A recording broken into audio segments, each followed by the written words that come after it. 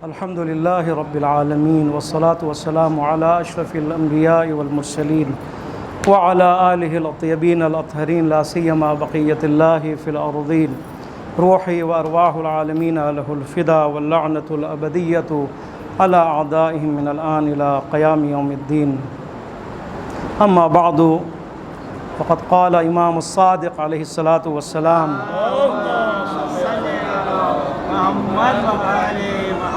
شيعتنا خلقوا من فاضل طينتنا يفرحون لفرحنا ويحزنون لحزننا. بہت ہی اہم رات، بہت ہی خوشیوں بھری رات.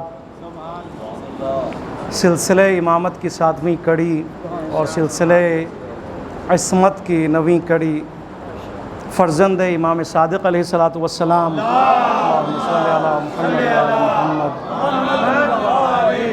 امام موسیٰ بن جعفر سلام اللہ علیہ کی ولادت کی رات ہے. آپ تمام مومنین کو، حاضرین کو بہت بہت مبارک ہو، خیر مبارک. اور یقیناً یہ جو خوشی ہے اور جو خوشی آپ منا رہے ہیں اور جس خوشی کے لیے آپ یہاں پہ تشریف فرما ہیں، اس خوشی کے لیے سند بھی موجود ہے. وہ سند، یہ روایت ہے جو کہ آپ کے سامنے تلاوت کی. وہ لوگ کہ جو خوشی کو، میلاد کو بدعت قرار دیتے ہیں، ان کے لیے یہ پروف ہے، سند ہے. ایسے نہیں کہ یہاں پہ بدعت ہے، یہ فطرت کے عین مطابق ہے، فطرت انسانی کے عین مطابق ہے کہ جب ان کا رہبر دنیا میں آئے، جب آپ اپنے بچے کے لیے، اپنی اولاد جو ایک ناچیز ہے، آپ کی اپنی اولاد ہے، آپ خوشی منا سکتے ہیں، ہیپی برتھ ڈے منا سکتے ہیں، تو آپ کا جو رہبر ہے، اور وہ بھی مکتب تشیع میں جو معصوم ہے، ان کی ولادت کی خوشی کیوں نہیں منائی جا سکتی؟ منائی جا سکتی ہے. روایت میں چھٹے امام فرماتے ہیں، یعنی جن کی آج ولادت ہے، ان کے والد محترم ارشاد فرماتے ہیں: ہمارے شیعہ ہماری بچی ہوئی مٹی سے خلق ہوئے ہیں. اسی کا نتیجہ ہے کہ جب ہم خوش ہوں تو یہ بھی خوش ہوتے ہیں، جب ہم محزون ہوں تو یہ بھی محزون ہوتے ہیں. ایک اور روایت ہے امام حسین علیہ السلام، اور یہ روایت، اس روایت کی توضیح اور تشریح ہے، مزید کھول کے بیان کی ہے کہ یہ جو خوشی ہے، جو عجین ہے، جو ہماری فطرت تشیع اور شیعہ کی فطرت میں شامل ہے، ان کی خمیر میں موجود ہے، یہ خوشی کیسی خوشی ہونی چاہیے؟ آیا عام خوشی ہے یا صرف قلبی خوشی ہے یا صرف زبانی خوشی کی حد تک یہ ہونی چاہیے؟ خوشی سے کیا مراد ہے؟ آیا اس سے بڑھ کر بھی کوئی خوشی کا انداز ہے یا نہیں ہے؟ امام حسین علیہ السلام کی ایک روایت ہے، آپ کے سامنے عرض کرتا ہوں. آپ فرماتے ہیں: ان اللہ اختارنا، ان اللہ اختارنا، پروردگار عالم نے ہم اہل بیت کو اختیار کیا ہے، ہم اہل بیت کو اختیار کیا ہے. وَاخْتِيَارَ لَنَا شِيَعَتَنَا، اور ہمارے لیے ہمارے شیعوں کو اختیار کیا ہے.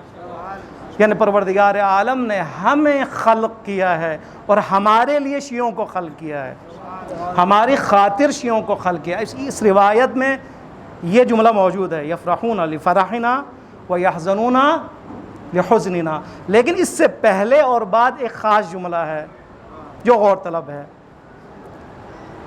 فرماتے ہیں ہم پروردگار عالم کی طرف سے اختیار کیے گئے ہیں اور ہمارے لیے ہمارے شیعوں کو اختیار کیا گیا ہے. کیوں؟ لینصروننا، تاکہ وہ ہماری نصرت کرے، تاکہ وہ ہماری مدد کرے. یفرحون لفرحنا ویحزنون لحزننا. اس کے بعد وَيَبْذَلُونَ أَمْوَالَهُمْ وَأَنفُسَهُمْ فِينَا، اس لیے کہ تاکہ وہ خرچ کریں، وہ فدا کریں اپنے مال کو، اپنی جان کو ہمارے راستے میں. اب آپ یہاں پہ غور کریں، خوشی کا جو انداز ہے وہ یقیناً ظاہر خوشی، اس کی قیمت ہے. آپ جو خوش ہوتے ہیں اس کی قیمت ہے. آپ جو مسکراتے ہیں، مسکراتے ہوئے چہرے کے ساتھ آج کی رات، میلاد کی رات، آپ کا یہاں پہ تشریف لانا، ایک دوسرے کو مبارکباد کہنا، ہنسنا، خوشی کا اظہار کرنا، مسرور ہونا، یہ سارا ایک قیمت ہے، اس کی یقیناً قیمت ہے. کافی ہے؟ آیا یہ کافی ہے؟ یہ سرور کافی ہے؟ یہ سرورنا کافی ہے؟ یہ خوشی کافی ہے؟ مولا نے یہاں پہ فرمایا کافی نہیں ہے، کافی نہیں ہے، اس لیے کہ ہم نے یہ دیکھنا، یہ تو ہم خوش ہو رہے ہیں امام کی ولادت میں، لیکن امام خود کس سے خوش ہیں یہ ابھی باقی ہے، یہ باقی ہے۔ امام کیسے خوش ہوتے ہیں یہ ابھی باقی ہے۔ ہم نے امام کی ولادت میں خوشی کا انداز اپنایا ہے، خوشی کا اظہار کیا ہے، لیکن آیا امام ہمارے عمل سے راضی ہیں، خوشنود ہیں یا نہیں ہے، یہ کیسے پتہ چلے گا؟ بس یہاں پر ایک خوشی ہے جو حقیقی خوشی ہے، جس کا تعلق خوشی عملی سے ہے۔ یہاں پہ یہ دیکھا جائے گا آیا ہم نصرت امام کے لیے تیار ہیں یا نہیں ہیں۔ اگر ہم نصرت امام کے لیے تیار ہیں تو اس کا مطلب ہے ہم حقیقی معنوں میں خوش ہیں، کیونکہ امام اپنی نصرت سے خوش ہیں۔ اگر ہم اپنے مال خدا کی راہ میں، امام کی راہ میں قربان کرنے کے لیے تیار ہیں، خرچ کرنے کے لیے تیار ہیں، اس کا مطلب ہے ہم حقیقی طور پر خوش ہیں، کیونکہ امام کا حکم ہے۔ امام فرماتے ہیں کہ بذل کرو اپنے اموال کو، بذل کرو، خرچ کرو اپنی جان کو، فینا ہمارے راہ میں۔ بس خوشی کا ایک ظاہری انداز ہے، ایک حقیقی خوشی ہے۔ حقیقی خوشی کیا ہے کہ ہم دیکھیں کہ یہ راہ کون سی راہ ہے، کون سی راہ ہے یہ۔ امام کے لیے اگر بذل جان کرنے کے لیے ہم راضی ہیں، بذل مال کرنے کے لیے راضی ہیں، خوش ہیں، تو سمجھے ہم خوش ہیں۔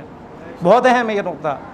یعنی اگر ہم ظاہری خوشی تک محدود ہیں اور ہم دعویٰ کرتے ہیں کہ ہم خوش ہیں، ظاہری خوشی ہے، اس کی قیمت بھی ہے، لیکن آیا حقیقی خوشی ہے یا نہیں ہے؟ حقیقی خوشی سے ابھی بھی ہم دور ہیں۔ حقیقی خوشی یہ ہے کہ آیا ہم آپ کی راہ میں نصرت کے لیے خوش ہیں یا نہیں ہیں؟ امام کے لیے مال خرچ کرنے کے لیے، امام کے راہ میں، امام کے مکتب کے لیے، مومنین کے لیے، مومنین کے احتیاج دور کرنے کے لیے، محتاجی دور کرنے کے لیے ہم خوش ہیں یا نہیں ہیں؟ یہ ہے اصل خوشی۔ خوش ہیں یا نہیں ہے؟ ظاہری طور پر میں خوش ہوں، پیسے خرچ کرنے کے لیے تیار ہوں، ظاہری طور پر میں خوش ہوں، لیکن اپنی جان دینے کے لیے تیار نہیں ہوں۔ یہ کیسی خوشی ہے؟ یہ کیسی خوشی؟ کربلا والوں سے پوچھیں، وہ خوش ہیں، شام غریباں وہ خوش ہیں، شب عاشور وہ خوش ہیں۔ روایت میں ہے کہ چہرے کھلے ہوئے تھے، چہرے نورانی تھے، ٹینشن نہیں تھا وہاں پر، اس لیے خوش ہیں، امام کے راہ پر ہیں۔ امام نے ان کو دونوں انگلیوں کے درمیان سے اپنا وہ مقام دکھایا کہ اے فلان آپ وہاں پہ، اے بریر آپ وہاں پہ، اے جون آپ کی جگہ وہاں پہ، اے حر آپ کی جگہ وہاں پہ، آپ کا بہشت میں فلان مقام ہے۔ خوش ہیں۔ اب دیکھیں جان فدا کرنے کے لیے خوش ہیں، جان فدا کرنے کے لیے خوش ہیں۔ یہ آخری مرحلہ ہوا کرتا ہے کہ ایک انسان ہے مومن جو اپنے امام سے کے ساتھ منطبق ہے، اپنے امام کے ساتھ وہ متعلق ہے، تعلق رکھتا ہے، اس کا مضبوط تعلق ہے، اور اتنا مضبوط تعلق ہو کہ وہ جان فدا کرنے کے لیے خوشی کا اظہار کرے، خوشی کا اظہار کرے۔ اللہم صلی علی محمد یہ ایک تذکر کے لیے آپ کے سامنے عرض کیا تھا کہ ہمیں پتہ چلے کہ خوشی کا جو ہے وہ حقیقی معنی کیا ہے، تاکہ ہم اس خوشی کی طرف ظاہری خوشی کے ساتھ اس سے ہمارا سفر ہو حقیقی خوشی کی طرف۔ یہ بہت ضروری ہے۔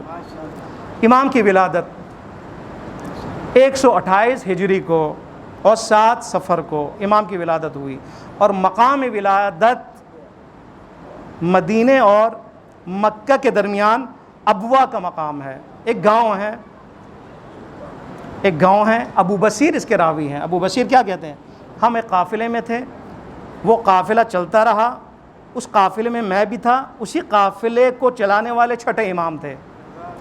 یہ قافلہ چلا، چلتے چلتے ابوا کے مقام پر یہ قافلہ آ کے رکا، ہم بھی وہاں رکے، ہم نے وہاں پر اپنے سامان جو ہے وہ نیچے اتارا، اور وہیں پر ہم رکے۔ امام علیہ الصلوۃ والسلام، امام صادق علیہ الصلوۃ والسلام نے اللہم صلی علی محمد حکم دیا کہ وہاں پہ دسترخوان بچھا دیا جائے۔ وہاں پر امام میزبان، ہم سب وہاں پر مہمان کھانا کھا رہے تھے، اسی اثناء میں ایک اور قافلہ وہاں پہ پہنچا۔ اس قافلے میں آپ کی زوجہ محترمہ ہے، امام موسیٰ بن جعفر کی والدہ محترمہ ہے، جناب حمیدہ خاتون، ان کا قافلہ بھی وہاں پہنچا۔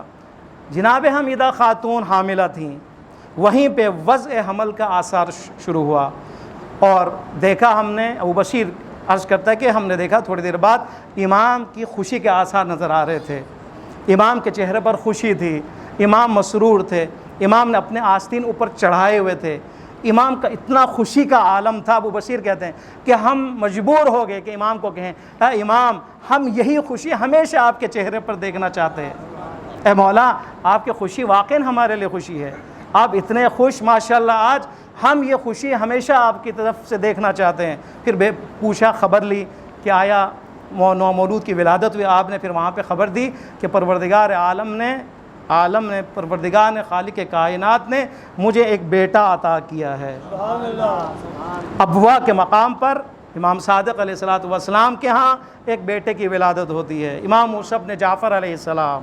اللہم صلی علی محمد وعلی یا سیدی و مولائی یا باب الحوائی یا حضرت موسیٰ بن جعفر علیہ السلام، بلند سے بلند ترین صلوات۔ اللہم صلی علی محمد وعلی محمد۔ جناب حمیدہ خاتون بعد میں فرماتے امام صادق علیہ السلام سے کہ جب بیٹے کی ولادت ہوئی تو میں نے دیکھا کہ بیٹے نے اپنے دونوں ہاتھ زمین پہ رکھے ہوئے تھے اور بیٹے کا چہرہ آسمان کی طرف تھا، ہاتھ دونوں زمین پر اور چہرہ آسمان کی طرف۔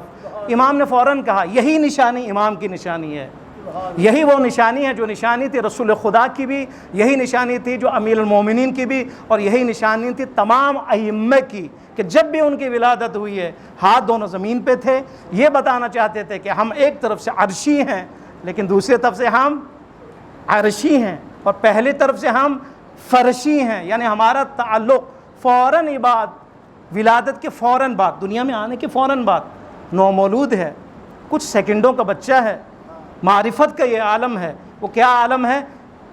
اپنے ہاتھ کو زمین پر رکھ کر بتانا چاہتے ہیں کہ میں اس زمین پر میری ولادت ہوئی ہے لیکن میرا تعلق آسمان سے ہے۔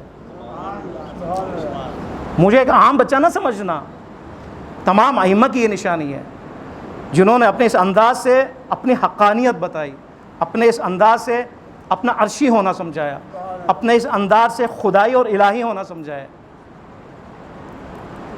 امام کی ذات یہ ذات ہے، معصوم ہستی ہے امام کی ذات۔ مولا علیہ السلام تمام ائمہ خدا کی طرف سے خلیفۃ فی الارض ہیں، زمین کے پر اللہ کے خلیفہ ہیں، جانشین الہی ہے، عام انسان نہیں ہے امام۔ امام نے اپنے تولد کے وقت اپنے انداز سے اپنی حقانیت بتائی، اور آپ دیکھیں تفاسیر میں، روایات میں امام کی امامت اور امام کے منصب اور امام کے اس حقیقی مقام کو بتایا گیا ہے۔ امام یعنی معصوم، امام یعنی عصمت والا، یہ مکتب آل محمد میں ہے یہ کہ ہمارا امام معصوم ہونا چاہیے، ہمارا امام غلطیوں سے پاک ہونا چاہیے، ہمارا امام خطاؤں سے پاک ہونا چاہیے، حتیٰ کہ ہمارا امام فراموشی سے بھی پاک ہونا چاہیے۔ امام کبھی بھولتا نہیں ہے۔ تاریخ میں ہیں ایسے لوگ جنہوں نے کہا اگر میں بھول جاؤں تو مجھے یاد دلانا، اگر میں ٹیڑھا ہو جاؤں تو مجھے سیدھا کرنا۔ مکتب محمد و آل محمد میں ائمہ اطہار کہ ہاں یہ کنسپٹ نہیں ہے کہ وہاں پہ غلطی کی گنجائش ہو، یہاں پہ بھول ہو، گنجائش نہیں ہے، کیونکہ معصوم ہستی ہے، عصمت ہے، معصوم ہے۔ یہ تو معصوم ہے، آپ شبہ معصوم کی بات کریں، آپ رہبر معظم سید علی خامنائی کی بات کریں، آپ ان سے پہلے امام خمینی کی بات کریں، یہ وہ ہستی ہیں کہ جو شبہ معصوم ہیں، عصمت کے اس مقام پر ہیں، لیکن وہ عصمت نہیں ہے جو عصمت مطلق ہے، لیکن عصمت کے مقام پر ہے، جسے کہتے ہیں شبہ معصوم۔ امام خمینی رحمۃ اللہ کے بارے میں ان کے شاگرد، ان کے ساتھی، ان کے گھر والے، ان کے سارے جو رفقا ہیں، کسی نے بھی آج تک یہ نہیں کہا کہ ہم نے امام خمینی سے ایک مکروہ کام بھی دیکھا ہو، مکروہ کام بھی دیکھا ہو۔ جو بھی کام کیا یا وہ واجبات میں سے ہے یا وہ مستحبات میں سے ہے۔ اور آج آپ سید علی خامنہ رہبر معظم کی زندگی کو آپ دیکھیں، دشمن نے چاہا دبا دیکھا جائے، نقص نکالا جائے، چاہے وہ دشمن اندرونی ہو چاہے وہ بیرونی دشمن ہو، چاہے وہ اپنے ہوں چاہے وہ بیگانے ہوں، چاہے وہ اپنی میڈیا ہو چاہے وہ باہر کی میڈیا ہو، چاہے دشمن ہو اندرونی چاہے بیرون، چاہے وہ امریکہ مکار ہو چاہے وہ برطانوی خبیث ہو، سب کی 40-45 سال سے یہی کوشش ہے کہ رہبر معظم انسالی معظم کی ذات کے متعلق، آپ کے رہبریت کے متعلق، آپ کے علم کے متعلق، آپ کی ہر گوشے سے متعلق کوئی غلطی مل جائے، کوئی غلطی مل جائے، غلطی نہیں دیکھ سکے، غلطی نہیں نکال سکے۔ آج پاکستان کے حالات آپ دیکھ رہے ہیں نا، پاکستان میں کیا ہے آج حالات بتائیں آپ؟ غلطی نکالنا میڈیا کا کیا کام ہے؟ کسی کی غلطیاں، سیاسی جو لوگ ہیں ان کی غلطیاں نکالنا، ویڈیوز بنانا، اس کے بعد بریکنگ نیوز کے طور پر پیش کرنا۔ ہاں جی بریکنگ نیوز کیا ہوا جی، اس کی یہ غلطی، اس کا کرپشن نکلا، اس کا یہ کام نکلا ہے، اس کا یہ تعلق نکل آیا ہے نا۔ یہ دشمن کا یہ کام ہوتا ہے۔ اور آج رہبر معظم کا دشمن سب سے بڑا دشمن ہے، اس کے بعد میڈیا ہے، اس کے بعد سب کچھ ہے، اختیارات ہیں، طاقت ہے۔ اس کے باوجود آج تک رہبر معظم کی ذات اور آپ کی شخصیت اور آپ کے رہبری کے متعلق ایک بھی غلطی، ایک بھی نقص دشمن نہیں نکال سکا، جبکہ یہ شخصیت معصوم نہیں ہے، شبہ معصوم ہے۔ آپ بتائیں معصوم کا کیا کہنا ہے؟ معصوم کون معصوم کی عصمت کا اندازہ لگا سکتا ہے؟ آج کیونکہ خوشی کا دن ہے، آقا جی نے حدیث فرمایا ہے کہ بہت زیادہ میں خوشی کا اظہار آپ خروشی سے کریں گے، پڑھیں گے، میں پڑھاؤں گا، آپ درود شریف سے اس کا اظہار کریں گے، لیکن بخل نہیں کرنا، بآواز بلند جتنی آپ میں طاقت ہے اسی طاقت سے خوشی کا اسی جذبے سے اظہار کریں۔ باب الحوائی خشنودیے بعظمت باب الحوائی موسیٰ ابن جعفر علیہ السلام، بلند سے بلند صلوات اللہ صلی علی محمد۔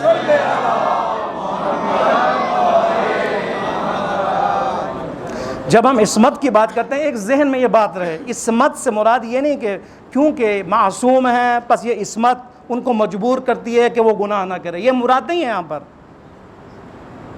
شاید ہمارے ذہن میں یہ بات ہو کیونکہ یہ معصوم ہے پس یہ گناہ نہیں کرتے، لہٰذا پس عصمت نے ان کو مجبور کیا ہے کہ وہ گناہ نہ کریں۔ آیا ایسے ہے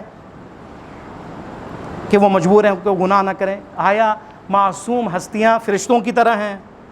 کیونکہ فرشتے میں عصمت رکھتے ہیں، یہ بھی عصمت رکھتے ہیں، ائمہ اطہار علیہم السلام، دونوں کی عصمت ایک جیسی ہے؟ نہیں ہے، ایک جیسی نہیں ہے۔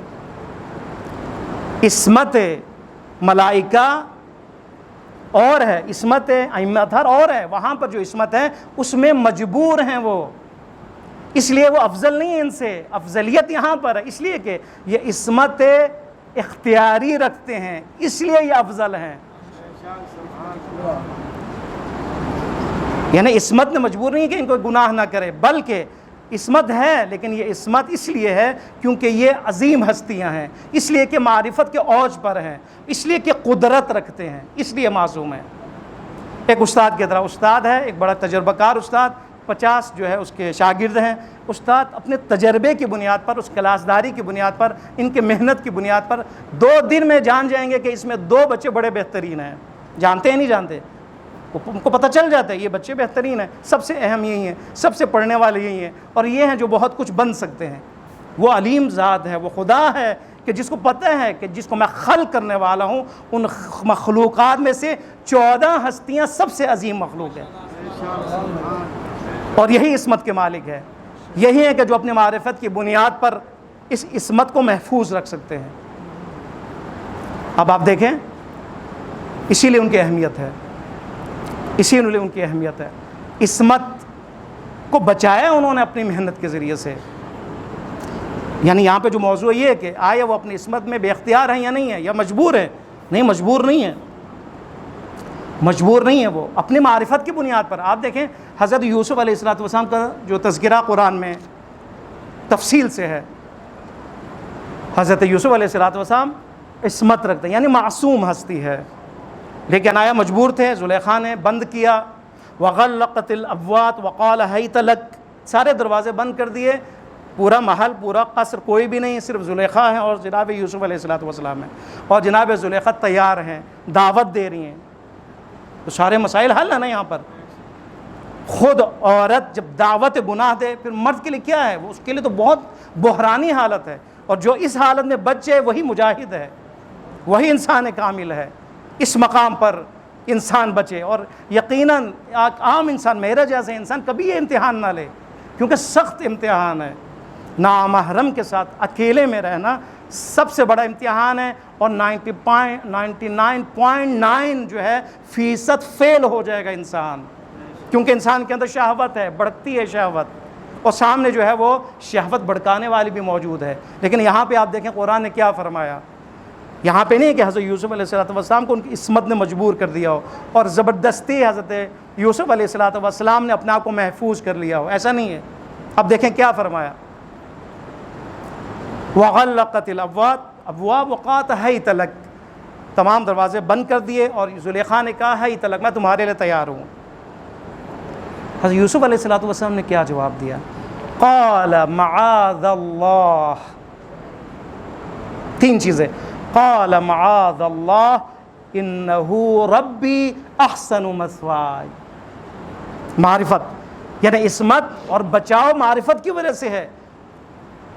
جب یہ بحرانی حالت دیکھا اور اپنے آپ کو شیطان کے نرغے میں جب دیکھا، اور حضرت یوسف علیہ السلام معصوم ہے، لیکن قرآن نے آگے کیا فرمایا، وَلَقَدْ هَمَّتْ بِهِ وَهَمَّ بِهَا لَوْلَا أَنْ رَأَىٰ بُرْهَانَ رَبِّهِ، زلیخا نے یوسف کا قصد کیا، یوسف بھی زلیخا کا قصد کرتے اگر یوسف برہان خدا کو نہ دیکھتے، برہان رب کو نہ دیکھتے، اگر یوسف سلام اللہ علیہ اگر خدا کی اس دلیل کو، اس برہان کو اپنی آنکھوں سے اگر مشاہدہ نہ کرتے، تو آج حضرت یوسف علیہ السلام زلیخا کے چنگل میں پھنسے ہوئے ہوتے۔ اس کا مطلب ہے عصمت زبردستی نہیں ہے۔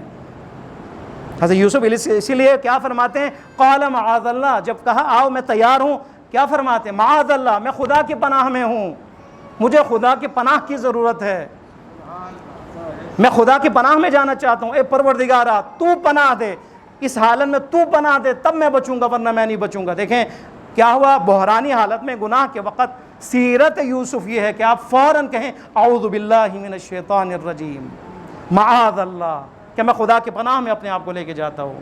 اور اس کے بعد کیا فرمایا، انہ ربی، یہ میرا پروردگار ہے، یہ میرا پروردگار ہے، انہ احسن مثواي، یہ وہ پروردگار ہے کہ جو میرا محسن ہے، میرا پروردگار ہے، اور یہ وہ پروردگار جو میرا محسن ہے، یہ وہ پروردگار کہ جس نے احسان کیا ہوا ہے، جس نے کنویں سے مجھے نجات دی، جس نے ظالم بھائیوں سے مجھے نجات دی، جس نے بازار میں غلط جگہوں پر بکنے سے مجھے بچایا، جس نے قصر میں مجھے جگہ دی، جس نے مجھے ولی عہد بنوایا۔ یہ سارا کون کر رہا ہے؟ خداوند متعال کی ذات ہے۔ لہٰذا خداوند متعال محسن یوسف ہے۔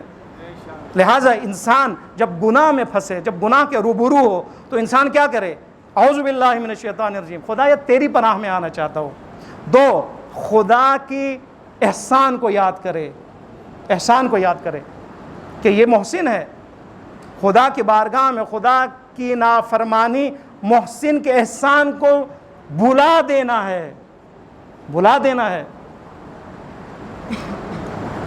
جب ہماری یہ حالت ہو، یہ ہمارے لیے علاج ہے نا۔ یہ زمانے گناہ ہے، میڈیا کا دور ہے، موبائل کا دور ہے، انٹرنیٹ کا دور ہے، گناہ ہمارے ہاتھ میں ہے، تنہائی میں جوان ہمارے خطرے میں ہیں، ہماری جوان بیٹیاں اور بہنیں خطرے میں ہیں۔ خوب یہاں پہ علاج یہ ہے کہ انسان کے اندر بھی عصمت موجود ہے، آپ کے اندر ایک عصمت موجود ہے، آپ کے اندر ایک حیا موجود ہے۔ وہ عصمت پارا نہ ہو، گناہ پارا کر دیتا ہے، گناہ پارا کر دیتے ہیں، آپ کی عصمت کی اس پردے کو پارا کر دیتی ہے۔ اس کا علاج کیا ہے کہ آپ گناہ سے بچیں۔ گناہ سے کیسے بچا جائے؟ فوراً خدا کی پناہ میں چلے جائیں، اپنی عصمت کو بچائیں، فوراً پروردگار عالم کی اس رب اور ربوبیت کو یاد کریں، انہ ربی، وہ پروردگار ہے میرا، اور فوراً رب کو یاد کرنے کے بعد پروردگار عالم کی نعمتوں کو اور اس کے احسان کو یاد کریں، آپ خود بخود گناہوں سے بچ جائیں گے۔ گناہوں میں کب جاتا ہے؟ غفلت میں جاتا ہے، جب وہ بالکل خدا کو بھلا چکا ہو۔ اسی لیے کہتے ہیں کہ 1 سیکنڈ کی فکر 70 سالہ عبادت سے بہتر ہے۔ کیوں؟ اس لیے کہ 1 لمحے کی فکر نے آپ کو گناہ سے پاک کر دینا ہے۔ 1 لمحے کی فکر اور 1 لمحے کی بریک نے آپ کو گناہ سے بچا لینا ہے۔ اسی لمحے میں آپ کو خدا کی ربوبیت یاد آ جائے گی۔ یہ وہ لمحہ ہوتا ہے کہ جس دن آپ نے بریک لگایا، خداوند متعال آپ کو پناہ دے گا، پناہ دے گا۔ خدا پناہ دینے والا ہے۔ وہ احسن مثواي، وہ میرے لیے بہت ہی پناہ گاہ ہے اور میرا احسان محسن ہے وہ پروردگار عالم۔ عصمت کی بات ہو رہی ہے ہماری۔ حضرت امام موسیٰ ابن جعفر بھی کیا ہیں؟ معصوم ہستی ہیں. آپ دیکھیں ہارون رشید نے بھی امام کی عصمت پہ دھبا لگانے کی کوشش کی ہے، جس طرح زلیخا نے حضرت یوسف علیہ السلام کی عصمت پر دھبا لگانے کی کوشش کی. ہارون رشید اسی زندان میں جہاں پر امام ہیں، ہارون رشید بڑا ظالم بادشاہ، ظالم خلیفہ، امام زندان میں ہے اور ایک بدکار عورت کو بیچتا ہے، بدکار عورت کو بیچتا ہے. امام علیہ السلام فرماتے ہیں، ایک آیت جو ہے اس کی تلاوت فرماتے ہیں کہ یہ ہدیے، یہ تحفے تمہیں قبول ہو، یہ ہمیں قبول نہیں ہے. اس نے کہا تھا کہ یہ آپ کے لیے ہدیہ ہے، یہ آپ کی خدمت کے لیے ہے. کہاں پہ؟ امام کے پاس، زندان کے اندر. امام نے قبول نہیں کیا. امام نے کہا مجھے ایسے ہدیے نہیں چاہیے، ایسے ہدیے میں نہیں چاہیے. ہارون رشید نے جب سنا کہ امام نے انکار کر دیا ہے تو بڑا غصے میں آیا ہارون رشید، اور اس نے کہا اپنے خادم سے کہ اب یہ عورت وہیں پہ رہے گی، اب وہیں پہ رہے گی، اس کو وہیں پہ چھوڑنا ہے، یہ امام کے پاس ہی رہے تاکہ کوئی بہانہ جو ہے نا وہ ملے. خادم کو کہا ان کو وہیں پہ چھوڑنا ہے اور زندان سے باہر نہیں لے کے آنا، اور جو ہے نا خادم کو کہا آ جاؤ واپس. تھوڑی دیر بعد اگلے دن خادم کو امام ہارون رشید دوبارہ بھیجتا ہے، دیکھو وہاں پہ حالات کیا ہے، وہاں پہ اجنبی عورت ہے، امام موجود ہے، جا کے دیکھو حالات کیا ہے. جو ہی یہ خادم وہاں پہ پہنچتا ہے، دیکھتا ہے یہ عورت سجدے میں گری ہوئی ہے، سجدے میں گری ہوئی ہے. عورت سے پوچھتے ہیں کیا ماجرا ہے، وجہ کیا ہے؟ ہم یہاں تمہیں یہاں بھیجا ہے ایک مقصد کے لیے، امام کی عصمت دری کے لیے، نعوذ باللہ، امام کو بدنام کے لیے، نعوذ باللہ، ایک خاص پیغام دے کے اور ایک خاص ہدف کے تحت بھیجے. لیکن وہاں پر بجائے اس کے تم نے امام میں اثر کیا. امام نے تمہارے اندر کیسے اثر کیا ہے؟ اس نے بتایا کہ میں نے کہا امام کو، یا امام آپ کی خدمت کے لیے حاضر ہوں، جو آپ حکم کرنا چاہیے، یعنی دعوت گناہ دے رہی تھے. امام نے وہیں پر دونوں انگلیوں میں دکھایا، اے عورت تو کیا چاہتی ہے، تو کیا چاہتی ہے؟ میں بے اختیار ہوں، دیکھ میری شخصیت، میری وہ مقام، میرا مقام دیکھ. وہ عورت کہتی کہ جب امام نے دکھایا، ایک باغ ہے، وسیع باغ ہے، اس کی کوئی انتہا نہیں ہے، اس باغ کے اندر بے شمار خوبصورت حوریں خوبصورت لباس میں امام کی خدمت کے لیے معمور ہیں. جو میں نے یہ منظر دیکھا، میں نے کہا میں کون ہوتا ہوں ان کے سامنے، یہ تو بڑی عظیم شخصیت ہے، عالی شخصیت ہے. فوراً بے اختیار میں سجدے میں گر گئی. یہ ہے امام. دنیا نے باب الحوائج حضرت موسیٰ ابن جعفر علیہ السلام بلند ترین صلوات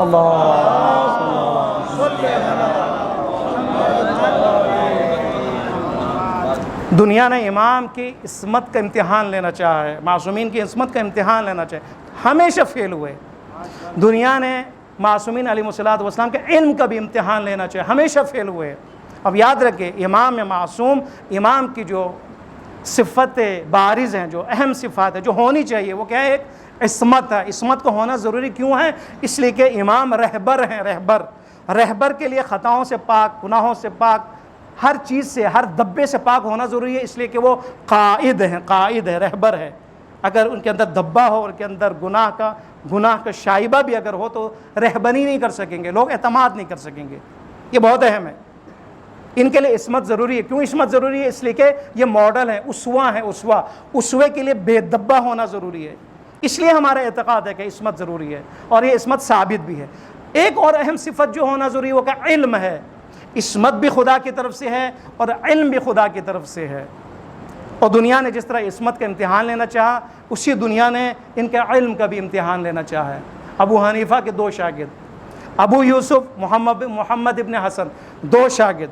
کن کے؟ ابو حنیفہ کے. ابو حنیفہ کون؟ امام صادق علیہ السلام کے شاگرد. اور انسان اس جگہ پر پہنچ جاتا ہے کہ جب علم ان کی بڑھ جائے تو وہ سمجھتے ہیں سارے جاہل ہیں. عجیب ہے یہ.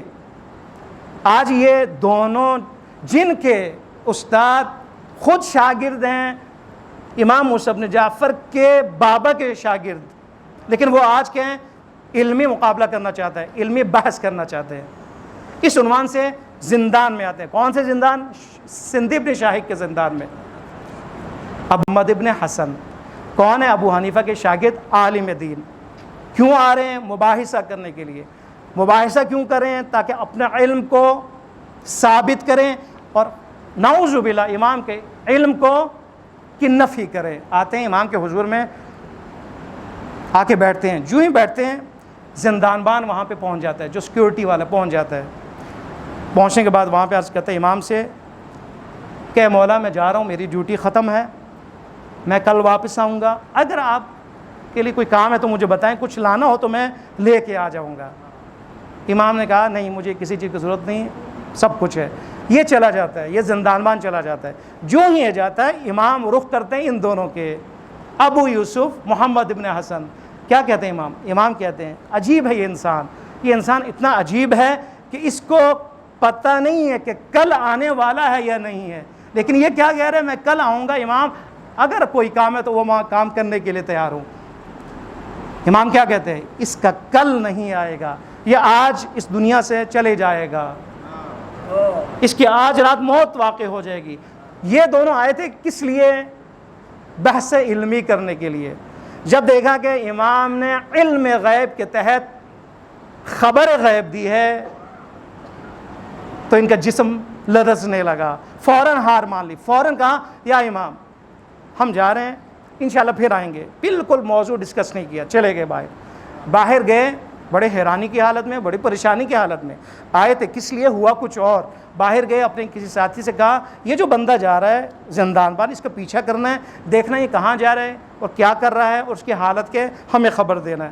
یہ ان کا جو بندہ ہے, یہ جو جاسوس ہے, یہ گیا رات کو محلے کی مسجد میں یہ سو جاتا ہے, اور سونے کے بعد جب صبح اٹھتا ہے دیکھتے ہیں باہر اذا ہے, باہر گریا ہے, باہر لوگ رو رہے ہیں. پتہ چلا کہ یہ وہی شخص ہے, یہ وہی شخص ہے جس کا پیچھا کرنے کا مجھے حکم امام نے دیا تھا, جس کے پیچھا کرنے کا حکم ان دونوں دیا تھا. فوراً گیا, ان کو اطلاع دی, ان دونوں کا, ابو یوسف اور محمد ابن حسن کو, کہ جو بندہ جس کے کا پیچھا کرنے کا آپ نے کہا تھا وہ اس دار فنا سے, دار بقا سے کوچ کر گیا ہے. فوراً زندان میں آتے ہیں, امام کی خدمت میں حاضر ہوتے ہیں اور آ کر کہتے ہیں مولا اس دن ہم کیوں آئے تھے, اس لیے آئے تھے, آپ سے بحث علمی کرنے آئے تھے, لیکن جب آپ نے علم غیب کی خبر دی تو ہم وہاں پہ حیران ہو گئے, مبہوت ہو گئے, ہمارے اندر وہ جرت پیدا نہیں ہوئی. مولا آپ بتائیں وہ علم غیب آپ نے کہاں سے لیا ہے, وہ علم غیب کہاں سے لی ہے, آپ کو کیسے پتہ چلا وہ شخص آج رات مرنے والا ہے؟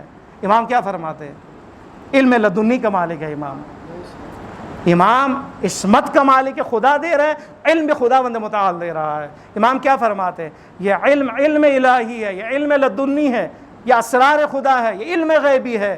یہ وہ علم ہے کہ جو رسول اللہ تک پہنچا, رسول اللہ سے امیر المومنین تک پہنچا, امیر المومنین حسن مجتبیٰ تک پہنچا, امیر حسن مجتبیٰ سے حسین شہید تک پہنچا, اور یہ علم الہی منتقل ہوتے ہوتے آج موسیٰ بن جعفر تک پہنچا ہے. حیدری محمد والے محمد بلند تر صلوات.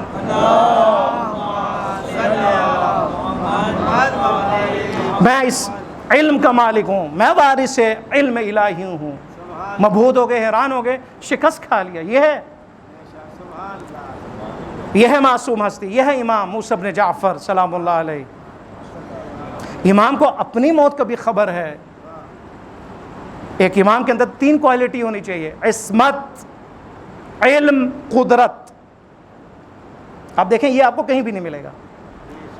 عصمت خدا کی طرف سے, علم خدا کی طرف سے, قدرت بھی خدا کی طرف سے. آپ دیکھیں باقی جگہوں پہ اگر آپ جائیں ہمارے بھائیوں کی طرف, وہاں پہ آپ کو عصمت بھی نہیں ملے گا, علم بھی نہیں ملے گا, اور قدرت بھی نہیں ملے گی. مسیب وہ قیدی ہیں کہ جو امام کے ساتھ زندان میں تھا.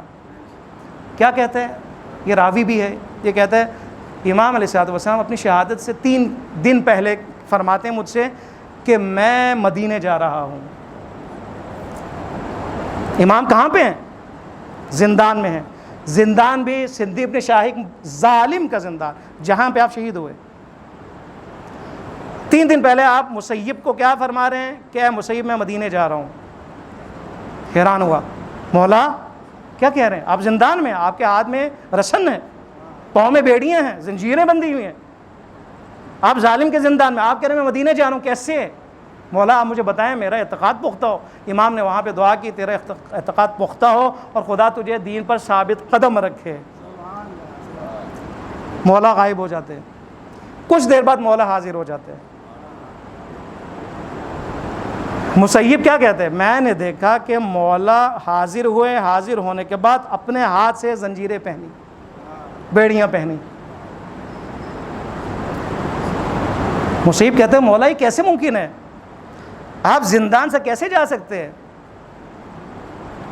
امام نے فرمایا کیا تو سمجھتا ہے میں اتنا بے اختیار ہوں؟ کیا تو سمجھتا ہے میں اتنا قدرت نہیں رکھتا؟ معصوم ہے، معصوم ہے، معصوم اگر چاہے تو کوئی ہاتھ میں بیڑیاں نہ باندھ سکے۔ معصوم کی اتنی قدرت ہے، معصوم اگر چاہے اس کے پاس اتنی قدرت ہے کہ دشمن آنکھ اٹھا کے نہ دیکھے۔ معصوم کے پاس یہ قدرت ہے، لیکن معصوم عام حالات کی طرح زندگی گزارنا چاہتے ہیں۔ حکمت یہ ہے کہ عام لوگوں میں زندگی گزارے اور عام لوگوں کی طرح زندگی گزارے، معمولی زندگی گزارے۔ کیسے ممکن ہے مولا؟ کیسے ممکن ہے؟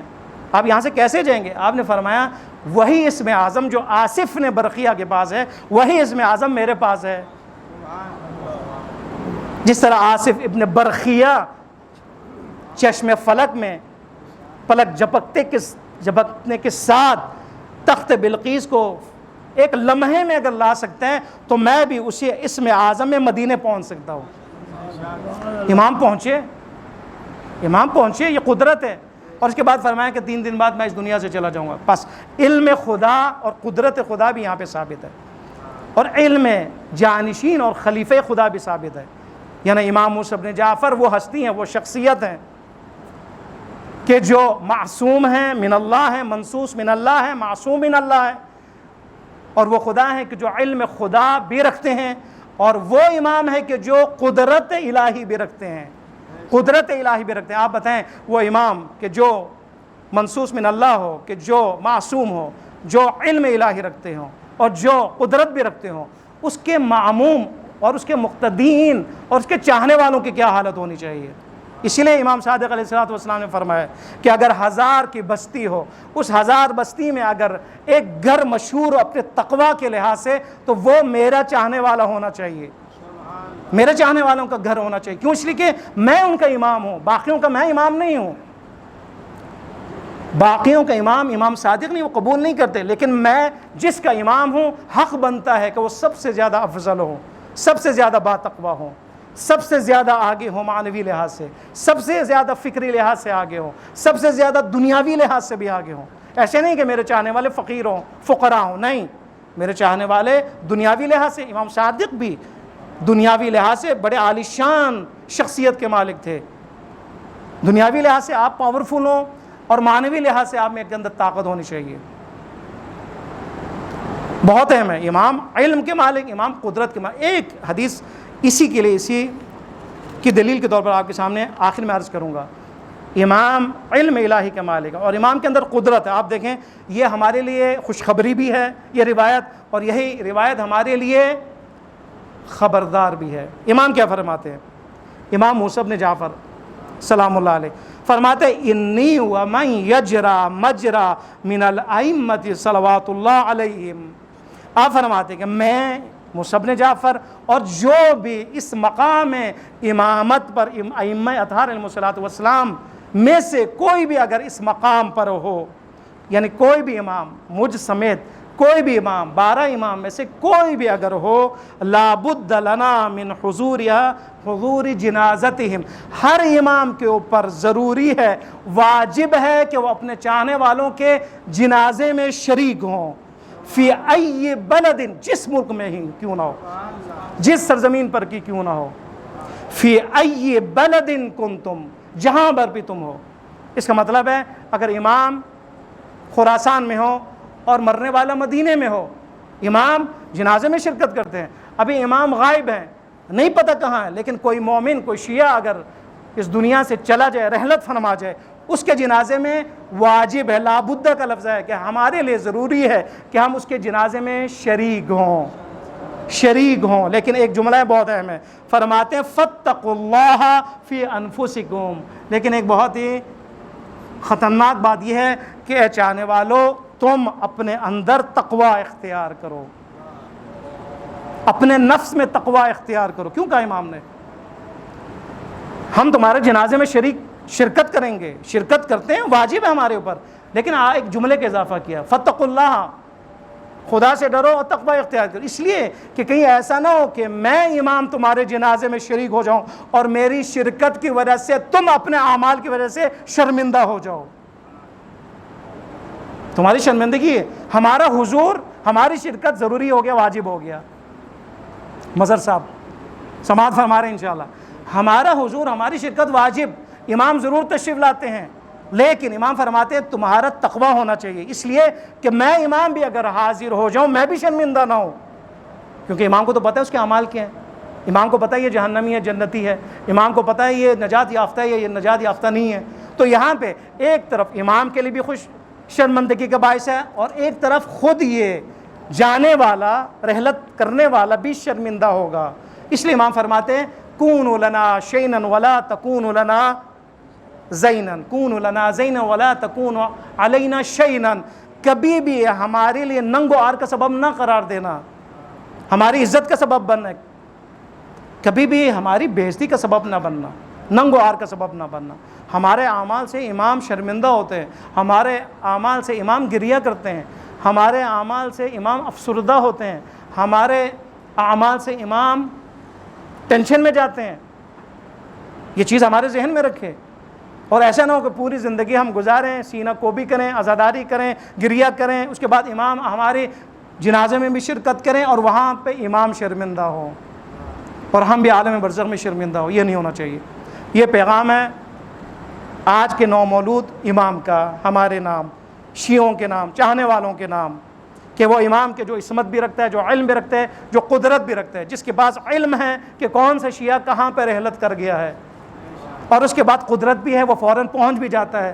لیکن حقیقت یہ ہے کہ مسئلہ یہ ہے کہ امام پہنچیں، اور امام کے پہنچنے کے بعد امام بھی فخر کریں کہ میں کس کے جنازے میں شریک ہو رہا ہوں، اور یہ مرنے والا بھی فخر کرے کہ امام میرے جنازے میں شریک ہے۔ انشاءاللہ وہ وقت ہم دیکھیں، وہ وقت فخر ہم دیکھیں ہمارے لیے اور امام کے لیے، امام موسیٰ ابن جعفر کے لیے۔